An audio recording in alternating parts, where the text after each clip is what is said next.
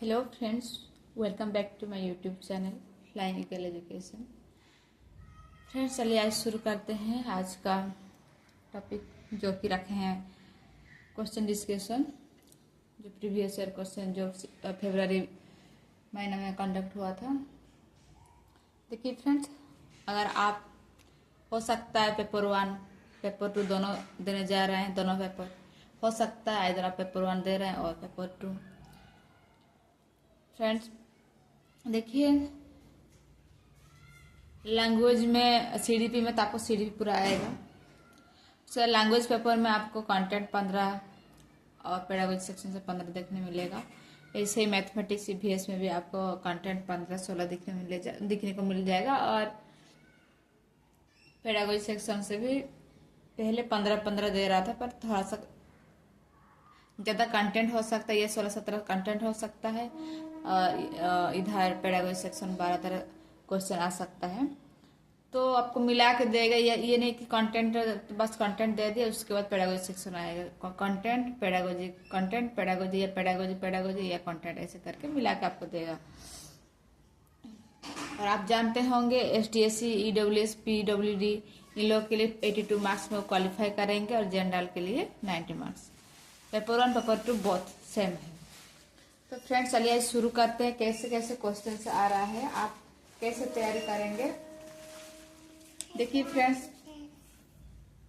Friends, पहले क्या हो रहा था कि नॉर्मल ऐसे क्वेश्चन आ रहा था। अभी जो सीटेट फरवरी में जो कंडक्ट हुआ था उसी के अनुसार मैं आपको बताने जा रही हूँ। देखिए ये आपका रहा सीडीपी क्वेश्चंस। तो आपको ऐसा आया है, और इसमें सबसे बड़ी बात जो आया है, सबसे बदलाव जो आया है, देखिए ऐसे असर्शन और रीजन जैसे आपको दिया हुआ है। मैं इंग्लिश में पढ़ के सुना रही हूँ। Children who are struggling with dyslexia have trouble in phonological processing that makes it hard to decode words। उसका रीजन में दिया हुआ है, all children benefit from being encouraged in their areas of interest and ability, choose the correct option। वो बता रहा है कि अभिकथन में बता रहा है, हिंदी में पढ़ के सुना दे रही हूँ। पठन वैकल्य से जूझ रहे बच्चों को ध्यानात्मक प्रसंस्करण में परेशानी होती है, जिससे शब्दों को डिकोड करना मुश्किल हो जाता है। कारण में दिया हुआ है, सभी बच्चों को उनकी रुचि और क्षमता के क्षेत्र में प्रोत्साहित किए जाने से लाभ होता है। तो वो अभी जो आप ऑप्शंस दिया है, both A and R are false, both A and R are true, and R is the correct explanation of A। Option number 3, both A and R are true, but R is not the correct explanation of A। Option 4 में दिया है A is true but R is false। तो इन्हीं में से आपको करना है। तो देखिए फ्रेंड्स, एक लाइन में आपको बस ऐसे ही पढ़ लिए उसका आंसर करना, ऐसा नहीं है। आपको इसी में कैसा आपका इंटेलिजेंस चेक कर रहा है, मतलब डायलेक्सिया के बारे में बताया। उसके बाद all children benefit from being encourage in their areas of interest and ability. तो इसका जो सही आंसर है, ए एंड आर दोनों सही है, लेकिन ए की आर सही व्याख्या नहीं करता है, क्योंकि डायलेक्सिया जो होता है वो पठन विकार होता है। और इसमें जो आर में जो दे दिया, सभी बच्चों को उनकी रुचि और क्षमता के क्षेत्र में प्रोत्साहित किए जाने से लाभ होता है। डायलेक्सिया के जो रीजन होना चाहिए, ये उसका सही रीजन नहीं है, कि उससे कुछ एनकरेज, इसमें कुछ ऐसा कुछ नहीं है, उसमें उससे कुछ लेना देना नहीं है। तो आपका आंसर जो होगा, both A and R are true but R is not the correct explanation of A। तो अब इस पर न्यूली ऐड किया है। देखिए आपको ऐसे क्वेश्चन असर्शन एंड रीजन, जो कि हिंदी में अभिकथन और कारण, ऐसा आपको हर एक सेक्शन में, मतलब सीडीपी चाहे लैंग्वेज चाहे आपका मैथ साइंस हो गया, इसी में आपको 8 से 10 क्वेश्चंस आपको ऐसे ही देखने को मिलेगा, जो कि आपको कुछ सेकेंड या 1 मिनट में आप आंसर नहीं कर पाएंगे अगर आपका फ्लुएंसी उतना नहीं होगा। तो इस ऐसे आप इस सबको देख के जाइएगा फ्रेंड्स। देखिए मैं आपको दिखाती हूँ। देखिए ये आपका आ गया पेडागोजी सीडीपी का। फिर देखिए और है।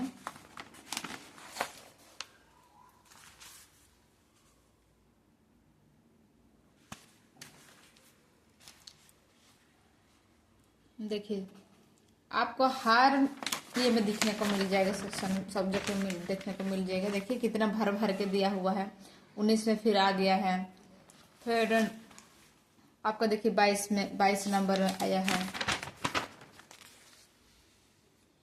26 में आया है, 27 में, 28,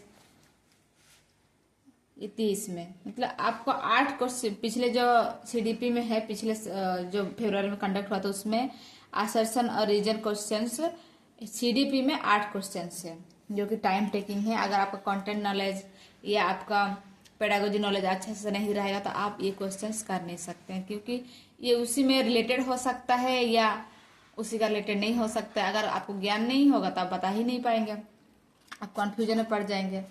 ऐसे ही मैथ्स है। देखिए मैथ्स से क्वेश्चन मैथ्स में नहीं दिया है, मैथमेटिक्स में नहीं दिया हुआ है।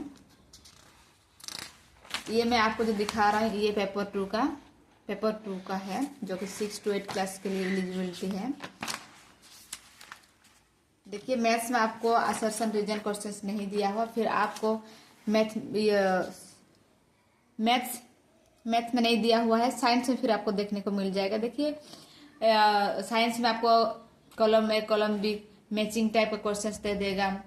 उसके बाद असर्शन और रीजन वाला क्वेश्चंस भी दिया हुआ है।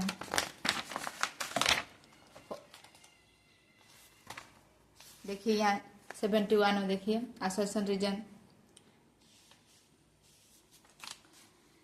दिया हुआ। ब्रेड बनाने के लिए अभी कथन में लिखा हुआ है, ब्रेड बनाने के लिए आटा गूंथते समय ईस्ट के साथ बेकिंग पाउडर भी डाला जाता है। तर्क में क्या दिया हुआ है, बेकिंग पाउडर ईस्ट के लिए भोजन का कार्य करता है। बेकिंग पाउडर ईस्ट के लिए भोजन का कार्य करता है। तो इसी में से अगर आप इसके ब्रेड कैसे बनाते हैं, उसमें आटा का मतलब क्या क्या इंग्रेडिएंट्स होना होता है, और बेकिंग पाउडर इसमें मिलाया जाता है कि नहीं, ये अगर इस सब का नॉलेज नहीं होगा तो फ्रेंड्स आप गलत कर जाएंगे। देखिए जो कि उसका राइट आंसर है both A and R are false. तो ऐसे ही आपको बहुत सारा क्वेश्चन देखने को मिलेगा। देखिए असर्शन रीजन टाइम टेकिंग है फ्रेंड्स। कोई भी देखिए आपको टेबल दे दिया है, टेबल में से आपको कौन सा साइज मतलब गलत, इसमें निम्नलिखित बिलियनों में से पृथक्करण से अलग अलग 4 धातुओं ए बी सी और डी के नमूने डाले गए। अवलोकित परिणाम नीचे दिखाए गए हैं। इन धातुओं की अभिक्रियाशीलता का क्रम क्या है। ए बी सी दिया हुआ, कोई FeSO4, CuSO4, ZnSO4 दिया हुआ है। कौन ज्यादा क्रिएटिव है, ज्यादा रिएक्टिव है और कौन कम है, उसी का दिया हुआ ऑर्डर में। तो अगर इसका कोई नॉलेज नहीं होगा तो आप नहीं कर पाएंगे फ्रेंड्स। देखिए जो कि उसके बाद देखिए और भी है, ऐसे आपको बहुत सारे देखिए कॉलम्स दे दिया है। ऐसे नॉर्मल आपको बस 1-2 लाइन में क्वेश्चंस नहीं, आपको तो यहाँ से आप जब आंसर करें तो यहाँ पहले पढ़ेंगे, उसके बाद ना इधर आएंगे। तो आपको इसका आंसर करने के लिए आप देखिए कितना लंबा हो जा रहा है। आप तो यहाँ से पहले यहाँ पढ़ेंगे, उसके बाद यहाँ देखेंगे, उसके बाद इसको देखेंगे, इसके बाद आप आंसर, उसके बाद राउंड मारे। मतलब आपको 2-3 मिनट, ये 4-5 मिनट भी चला जाएगा।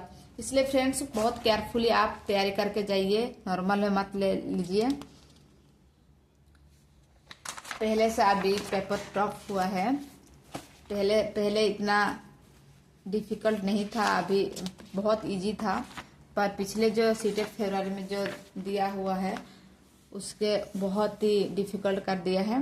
पर सोशल साइंस जो जिन लोगों का सोशल साइंस है उनके लिए अच्छा है फ्रेंड्स, उतना डिफिकल्ट नहीं है। पर उनका भी असर्शन रीजन वाला क्वेश्चन उसमें दिया हुआ है। पर ज़्यादा जो मैथ और साइंस में रह गए हैं उनके लिए ज़्यादा डिफिकल्ट है।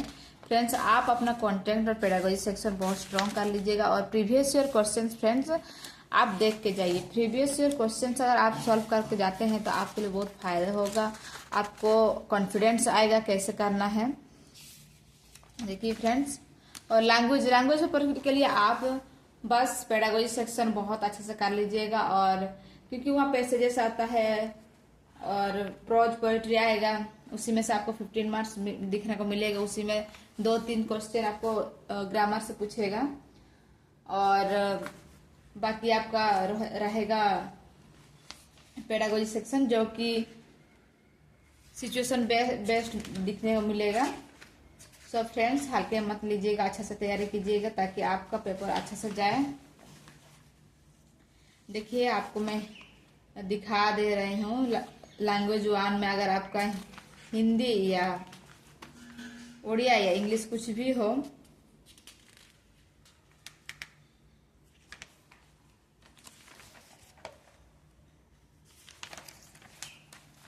देख सकते हैं। देखिए हिंदी का आपका देखिए यहाँ से आपको एक पारा देगा, पारा पढ़ के आपको यहाँ करना है संधि विच्छेद। हमेशा एक क्वेश्चन आ रहा है फ्रेंड्स, इसलिए संधि विच्छेद को आप अच्छा से समझ के जाइए, देख के जाइएगा। और देखिए दो पैराग्राफ दिया हुआ है, उन्हीं में से उसका क्वेश्चन आंसर करना है। क्वेश्चन का आंसर पैराग्राफ पढ़ के आपको करना है। और यहाँ आपका पेडागोजी सेक्शन आ गया। सो फ्रेंड्स, आप बहुत ही केयरफुली करके जाइएगा। और देखिए फ्रेंड्स, मेरा पेपर 1 में हिंदी था, पेपर 2 में उड़िया था, तो मैंने उड़िया लैंग्वेज का भी मैं आपको दिखा देती हूँ। देखिए उड़िया में भी सेम है, बस देखिए एक पैराग्राफ दिया हुआ है, पैराग्राफ को पढ़ के आपको समझना है। इसको इसी के आधार पे आपको क्वेश्चन आंसर करना है। उसी में आपको समास का कभी पूछेगा, कभी संधि विच्छेद पूछेगा, तो इसीलिए आप केयरफुली इसको पढ़िएगा। और कहीं कहीं 1-2 क्वेश्चन ऐसे देगा थोड़ा सा डिफिकल्ट, उसको हड़बड़ा के कुछ गलती मत कर दीजिए, उसको दोबारा पढ़िए पर सही कीजिए। मैं आपको सजेशन दूंगी, कभी भी आप पैसेज करेंगे एक बार पैसेज को रीडिंग कर लीजिए, बस एक बार। उसके बाद आप क्वेश्चन पढ़ के आप पैसेज में ढूंढिए, तो आपको इजी हो जाएगा। अगर बार बार पैसेज पढ़ेंगे और क्वेश्चंस पढ़ेंगे तो आपके लिए ये टाइम टेकिंग हो जाएगा। अगर आप एक बार रीडिंग कर लेते हैं तो आपको पता चल जाएगा कौन सा लाइन में कौन सा वर्ड्स है। तो आप जब क्वेश्चंस पढ़ेंगे उसके बाद आंसर पैसेज में खोजेंगे तो आपके लिए इजी हो जाएगा और बहुत जल्दी कर पाएंगे। जिनका उड़िया लैंग्वेज पेपर 2 या पेपर 1 में रखे हैं उनके लिए मैं दिखा दे रही हूँ। फ्रेंड्स, ऐसे रहेगा। और फ्रेंड्स, प्रीवियस ईयर क्वेश्चंस आप वेबसाइट में जाइएगा, वहाँ पे हर साल का क्वेश्चन आंसर दिया हुआ है, अवेलेबल है। आप वहाँ जाकर आप प्रैक्टिस कर लीजिएगा फ्रेंड्स, जो कि आपके एग्जाम के लिए एग्जाम में बैठने से पहले आपको कॉन्फिडेंस और मिलेगा। और फ्रेंड्स, अगर आप लैंग्वेज पेपर में पहले भी कहती आई हूँ, अभी भी कह रही हूँ, अगर लैंग्वेज पेपर 1 पेपर 2 पूरा स्ट्रॉन्ग कर लिए फ्रेंड्स, तो सही 60 में से आपको 50 एबव ले आएंगे, क्योंकि इतना डिफिकल्ट नहीं। बस पेडागोजी सेक्शन थोड़ा अच्छे से देख के जाइए। और कंटेंट में समास कारक और जो रह गया आपका संधि विच्छेद, ये तीनों को आप अच्छा से देख के जाइएगा। ज़्यादा कुछ नहीं पूछ रहा है ग्रामर से। और बाकी सीडीपी और जो भी मैथमेटिक्स ईवीएस या मैथ साइंस रहा, और जो मैं पेपर 2 के लिए बता दे रहे हैं, जो मैथ साइंस के स्टूडेंट हैं उनके लिए थोड़ा सा मेहनत ज़्यादा है। आप प्रीवियस ईयर का जितना भी क्वेश्चन आंसर है आप मैथ्स और साइंस उसी में से आप प्रैक्टिस कर लीजिए। अभी जो नया में फिर ऐड किया है जो असर्शन एंड रीजन, जो कि हर सब्जेक्ट में 7-8 क्वेश्चन आपको दिखने को मिल रहा है। सो फ्रेंड्स, आप हल्के में मत लीजिए, आप इस सब क्वेश्चन सबको आप प्रैक्टिस जरूर कीजिएगा एग्जाम हॉल में बैठने से पहले, जो कि आपके लिए बहुत हेल्पफुल रहेगा। अभी भी 42 डेज आपके पास है फ्रेंड्स, घबराने कोई जरूरत नहीं है। बी पॉजिटिव रहिए और आप अच्छे से प्रीवियस ईयर क्वेश्चन को करके जाइएगा। और पेडागोजी सेक्शन सिचुएशन बेस्ड जो भी है आप सबको प्रैक्टिस कर लीजिएगा, देख लीजिएगा। जहाँ डाउट हो रहा आप पूछिएगा। और सोल्यूशन करने की कोशिश कीजिएगा फ्रेंड्स। देखिए कभी कभी क्या करते हैं कि हम लोग जब गाइड पेपर से हम पढ़ना शुरू करते हैं तो पढ़ते हैं तो कभी कभी वहाँ बाय मिस्टेकली आंसर भी कहीं कहीं एक एक रहता है। इसीलिए फ्रेंड्स जब कुछ अगर आपको कंफ्यूज लग रहा है कंफ्यूजन, तो आपको ऐसे यूट्यूब से बहुत सारा ऐसे हैं जो आप कंटेंट मिल जाएगा और आप उससे सर्च करके आप पढ़ लीजिएगा, पर गलत आंसर करके मत आइएगा, क्योंकि सीटेट में आपको नेगेटिव मार्किंग नहीं है। 150 में से ST SC EWS अगर हैं तो आप 82 मार्क्स रखते हैं तो आप क्वालिफाई होते हैं, और जनरल अगर हैं जनरल कैटेगरी से बिलोंग करते हैं तो आप 90 मार्क्स में क्वालिफाई करेंगे। सो फ्रेंड्स आप फर्स्ट, अगर ये आपका हो सकता है फर्स्ट अटेम्प्ट हो सकता है, और स्टूडेंट्स का ये थर्ड फोर्थ सेकेंड अटेम्प्ट हो सकता है। अगर आप इतना कर लेते हैं फ्रेंड्स तो आपको सीटेट क्वालिफाई करने से कोई नहीं रोक सकता है, और आपका अच्छा नंबर्स के साथ आपका सीटेट क्वालिफाई 120 130 प्लस मार्क्स के साथ सीटेट क्वालिफाई करेंगे। बस आप प्रीवियस ईयर क्वेश्चन करके जाइए, और जब सीटेट फरवरी 2026 में जो कंडक्ट किया गया था उसका क्वेश्चन आप डाउनलोड करके अच्छे से देख लीजिए कैसे असर्शन रीजन को ऐड कर दिया, जो कि टाइम टेकिंग क्वेश्चन है आज का आंसर करने के लिए।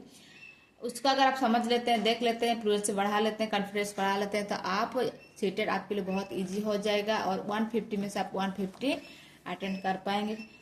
उम्मीद करती हूँ फ्रेंड ये वीडियो आपके लिए हेल्पफुल रहेगा, और ऐसे ही वीडियो आपके सपोर्ट के लिए लेकर आऊँगी खुद, इसलिए आप मेरा वीडियो को लाइक शेयर कीजिए, सब्सक्राइब कीजिए। Thank you so much.